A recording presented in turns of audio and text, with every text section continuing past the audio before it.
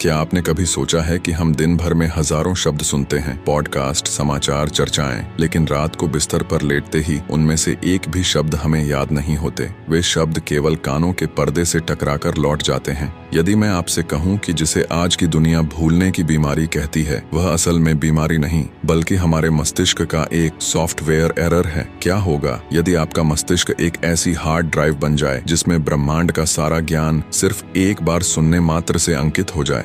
आपने कभी सोचा है कि मंदिरों में बजने वाला शंख और समुद्र की लहरों की आवाज एक जैसी क्यों होती है? क्या शंख केवल एक वाद्य यंत्र है या उस प्राचीन संचार तंत्र का हिस्सा है जो आज भी सक्रिय है? ऋषियों का मानना था कि जो चीज कागज पर उतर गई वह मन से उतर गई, एक ऐसा रहस्य जो प्राचीन काल में केवल दीक्षा के समय बताया जाता था। आपने कभी गौर किया है कि हजारों घंटों की बातचीत में से आपको सिर्फ 2-4 शब्द ही क्यों याद रहते हैं? और कभी कभी किसी अजनबी की कही एक साधारण सी बात आपके जीवन की दिशा बदल देती है।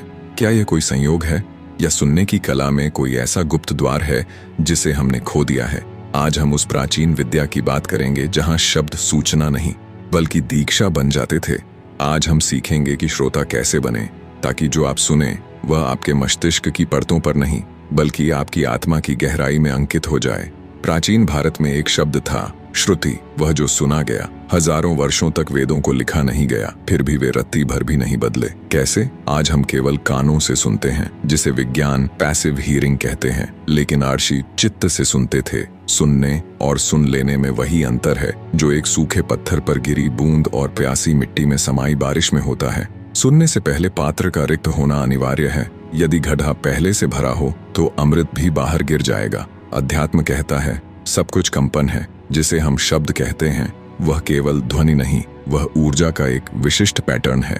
आज का विज्ञान न्यूरोप्लास्टिसिटी की बात करता है, लेकिन हजारों साल पहले सरस्वती के तट पर बैठे ऋषियों ने श्रुति के उस रहस्य को खोज लिया था जहां सूचना को याद नहीं किया जाता था बल्कि उसे डीएनए में उतारा जाता था, जिसे आज आप फोटोग्राफिक मेमोरी कहते हैं। वह प्राचीन भारत के लिए केवल एक गुरु परंपरा का हिस्सा था। असली रहस्य तो उस अनहद नाद में छिपा था जो आपके कानों के पीछे सोई हुई शक्तियों को जगा सकता है। आज हम लोग एक ऐसी पीढ़ी में है जो सब कुछ जानती है लेकिन कुछ याद नहीं रखती। गूगल हमारे हाथ में है लेकिन हमारी अपनी बुद्धि मोबाइल पर निर्भर हो चुकी है।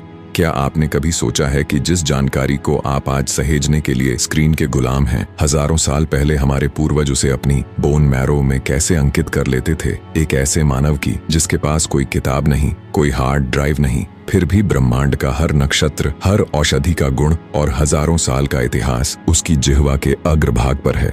इसे आज का विज्ञान एबनॉर्मल कह सकता है, लेकिन प्राचीन भारत में यह नॉर्मल था। आज हम उस लुप्त हो चुका ज्ञान श्रुति विद्या के गहरे गर्त में उतरेंगे, जहां ध्वनि केवल कान का विषय नहीं, डीएनए को रीप्रोग्राम करने का एक हथियार है। गुजरात के तट से दूर अरब सागर की कोख में डूबी द्वारका की उन शिलाओं को देखिए। वहां केवल पत्थर नहीं डूबे, वहां डूबा है वह विज्ञान जिसने इंसान को श्रुतिधर बनाया था। श्रुतिधर वह व्यक्ति जो हजारों श्लोकों को उनके सुरों और मात्राओं के साथ केवल एक बार सुनकर पत्थर की लकीर की तरह याद कर लेता था। प्राचीन गुरुकुलों में कागज और कलम वर्जित थे। क्यों? क्योंकि वे जानते थे कि जब आप लिखते हैं तो आप अपनी याददाश्त को बाहर कर देते हैं। उन्होंने मस्तिष्क को ही पुस्तकालय बना दिया था। वेदों को श्रुति क्यों कहा गया? क्योंकि उनका अस्तित्व कागज पर नहीं बल्कि ध्वनि की ऊर्जा में था। द्वारका के वे डूबे हुए रहस्य चिल्ला चिल्ला कर कह रहे हैं कि स्मृति कोई संग्रह नहीं बल्कि एक कंपन, वाइब्रेशन है। प्राचीन आर्षि जानते थे कि ब्रह्मांड ईथर से भरा है। जब हम कोई मंत्र सही फ्रीक्वेंसी पर बोलते हैं तो हम अपने मस्तिष्क के न्यूरॉन्स को उस ईथर की फ्रीक्वेंसी से ट्यून कर देते हैं। जैसे एक रेडियो स्टेशन पकड़ता है, वैसे ही आपका मस्तिष्क कॉस्मिक इंटेलिजेंस को पकड़ने लगता है। आधुनिक न्यूरोसाइंस कहता है कि हमारी स्मृति हिप्पोकैम्पस और टेम्पोरल लोब में सुरक्षित रहती है, लेकिन मनोविज्ञान एक कड़वा सच छुपाता है। हम अपनी क्षमता का 1% भी उपयोग नहीं कर पा रहे हैं। हमारा मस्तिष्क सिनेप्टिक प्रूनिंग के जरिए उन सूचनाओं को मिटा देता है जिन्हें हम बार बार नहीं दोहराते। लेकिन प्राचीन भारतीय मनोविज्ञान, जिसे हम योग मनोविज्ञान कहते हैं, एक अलग ही तर्क देता है। वह कहता है कि विस्मृति, फॉरगेटिंग, तब होती है जब आपकी चेतना की तरंगें बिखरी हुई हों। यदि हम मस्तिष्क की तरंगों को गैमा वेव्स की स्थिति में ले आएं, तो न्यूरोप्लास्टिसिटी एक चमत्कार बन जाती है।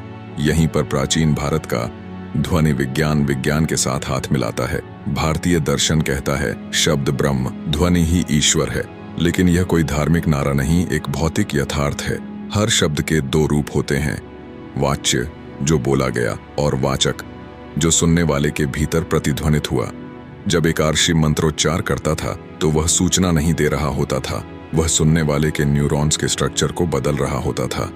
श्रुति विज्ञान का अर्थ है ध्वनि को सीधे अवचेतन सबकॉन्शियस की गहराई में उतारना, जहां समय का प्रभाव नहीं पड़ता। इसीलिए वेदों के उच्चारण में एक स्वर की भी गलती को महापाप माना गया, क्योंकि गलत स्वर गलत न्यूरल पाथवे बना देता था। क्या आप इसे आजमाना चाहते हैं? यह कोई जादुई ट्रिक नहीं, एक व्यवस्थित साधना है। 21 दिन यही वह समय है जब मस्तिष्क नए न्यूरल पाथवे बनाता है। प्रथम चरण कर्ण शुद्धि। प्रतिदिन सूर्योदय के समय पूर्ण मौन धारण करें और केवल दूर की आवाजों को सुनने का प्रयास करें। अपने कान की इंद्रिय को इतना संवेदनशील बनाएं कि आपको अपनी ही रक्तधारा की ध्वनि सुनाई देने लगे। द्वितीय चरण 108 केवल एक संख्या नहीं, यह पृथ्वी, सूर्य और चंद्रमा के बीच की दूरी का अनुपात है।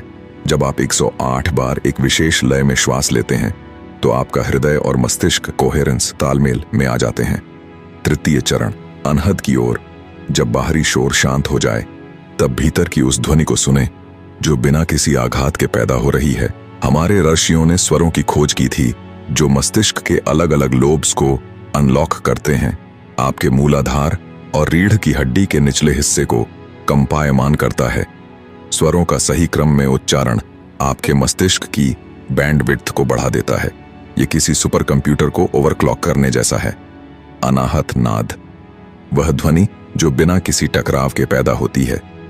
आधुनिक भौतिकी इसे कॉस्मिक माइक्रोवेव बैकग्राउंड रेडिएशन कहती है। जब कोई साधक अपनी पीनियल ग्लैंड, तीसरी आंख को सक्रिय कर लेता है तो उसे यह ध्वनि सुनाई देने लगती है। यह वह क्षण है जब आप दृष्टा बन जाते हैं। आपके मस्तिष्क का ब्रह्मरंध्र खुल जाता है। यहां से आप वह जानकारी प्राप्त कर सकते हैं जो किसी किताब में नहीं लिखी। अनाहत नाद ही वह ध्वनि जो पैदा नहीं की जाती, जो पहले से मौजूद है। जब आप अपनी उंगलियों से अपने कानों को बंद करते हैं तो जो हूं हूं की गूंज सुनाई देती है वह आपके अस्तित्व की गूंज है। यही वह क्षण है जब आपकी पीनियल ग्लैंड सक्रिय होती है, जिसे प्राचीन ग्रंथों ने ब्रह्मरंध्र का द्वार कहा है। इस स्तर पर पहुंचने के बाद टाइम एंड स्पेस का बोध लुप्त हो जाता है। यहां आप केवल याद नहीं करते, आप जान जाते हैं। आप ब्रह्मांड के सर्वर से सीधे जुड़ जाते हैं। वह गुप्त सूत्र क्या है जिससे सुना हुआ अमर हो जाए? वह सूत्र है मौन के बीच शब्द को पकड़ना। दो शब्दों के बीच जो रिक्त स्थान स्पेस होता है, असल रहस्य वहीं छिपा है। जब आप किसी सत्य को सुने तो तुरंत प्रतिक्रिया न दें, उस शब्द को अपने भीतर के सन्नाटे में गिरने दें। इसे धारणा कहते हैं। जैसे ही आप शब्द को मौन के साथ जोड़ देते हैं, वह आपकी स्मृति का हिस्सा नहीं, आपके बोध का हिस्सा बन जाता है। शक्ति के साथ उत्तरदायित्व आता है। प्राचीन संहिताओं में लिखा है कि यदि इन विधियों का उपयोग नकारात्मक उद्देश्यों, अहंकार या दूसरों को नीचा दिखाने के लिए किया गया तो यह मानसिक बर्नआउट पैदा कर सकता है। जब आपकी याददाश्त असीमित होने लगती है तो आपका मस्तिष्क हर उस दर्दनाक घटना को भी लाइव रखने लगता है जिसे भूलना जरूरी था। बिना आध्यात्मिक शुद्धि के यह वरदान एक अभिशाप बन सकता है। आपकी बुद्धि आपकी चेतना को भस्म कर सकती है। इसीलिए पहले स्वयं को शून्य करें, तभी अनंत को धारण कर पाएंगे। प्रकृति ने हमें भूलने की शक्ति एक सुरक्षा कवच के रूप में दी है। जीवन में हम बहुत सी व्यर्थ, कड़वी और नकारात्मक बातों को भूलने के लिए यदि आप सब कुछ याद रखने लगेंगे तो मस्तिष्क कचरे के डिब्बे जैसा हो जाएगा। गालियां, अपमान, दुर्घटनाओं की आवाजें और व्यर्थ का शोर आपकी चेतना में हमेशा के लिए ताजा रहेगा। विस्मृति मन की क्लीनिंग प्रोसेस है जो इस शक्ति के कारण रुक जाएगी। जब अतीत की हर बात उतनी ही जीवंत हो जितनी वर्तमान की, तो व्यक्ति वर्तमान का आनंद नहीं ले पाता। उसका मस्तिष्क पुरानी स्मृतियों के विश्लेषण में ही उलझा रहेगा। वह होने के बजाय याद रखने की मशीन बन जाएगा। प्राचीन ऋषियों ने विवेक पर जोर दिया था।